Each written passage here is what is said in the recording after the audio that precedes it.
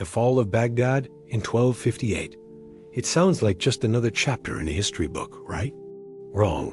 The sack of Baghdad by the Mongols was more than a military defeat.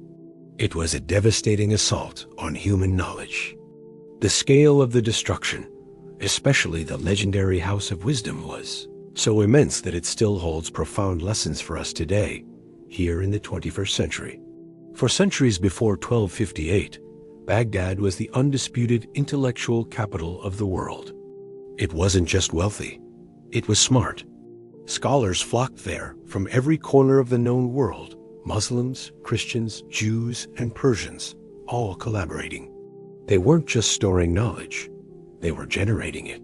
Think groundbreaking advancements in mathematics, medicine, astronomy, and philosophy. The House of Wisdom, or Beit al-Hikmah, was the world's ultimate research university and library, a beacon of light in a turbulent world. Imagine the Library of Congress, Oxford, and Google combined. That was Baghdad. Then came the Mongols under Hulagu Khan. When the city fell, the true tragedy unfolded. Contemporary accounts tell us that countless books were destroyed, dumped into the Tigris River until the water reportedly ran black with ink. That wasn't just paper getting wet. That was centuries of accumulated human genius original research. Translations of Greek and Roman classics, medical breakthroughs wiped out in a matter of weeks. It was an intellectual supernova in reverse. So, what does this terrifying historical moment teach us? First, the Fall of Baghdad teaches us about the fragility of centralized knowledge. Baghdad made a fatal mistake. It put almost all its intellectual eggs into one basket. When that central hub was destroyed, the loss was catastrophic and irrecoverable. Now, fast forward to today. We live in a world where information is more accessible than ever. But where is most of it stored? In massive data centers, on huge servers controlled by a handful of companies, or in government databases. If a major cyber attack, a natural disaster, or a conflict were to wipe out a key digital infrastructure point, could we recover everything?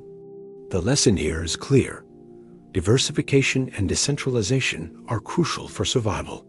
We need multiple backups, diverse platforms, and open source sharing more than ever before.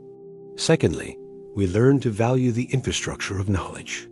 Baghdad didn't just lose books.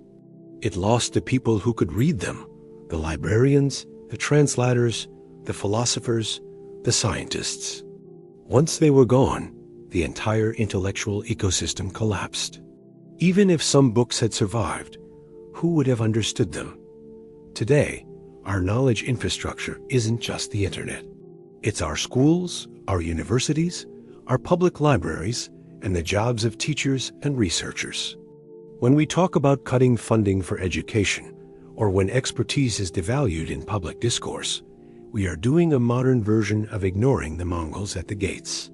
We must support the institutions and the people who preserve, interpret, and generate new knowledge.